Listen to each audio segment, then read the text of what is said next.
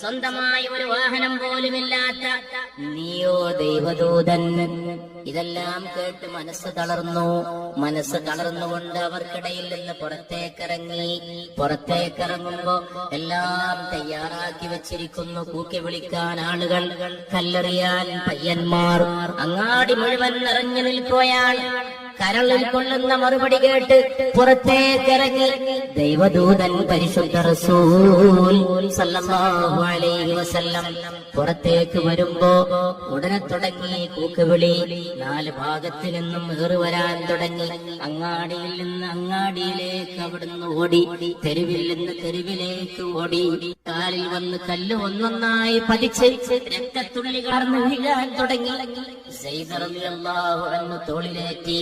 കൂടെ സേവകനായ സയ്യിദ് മാത്രം പരിശുദ്ധ റസൂലിനെ തോളിലേറ്റാൻ ഭാഗ്യമുള്ളത് ഈ ലോകത്ത് ആകെ 2-3 പേർക്കാണ്. ഒന്ന് തൽഹ, ഒന്ന് സയ്യിദ് റളിയല്ലാഹു അൻഹു.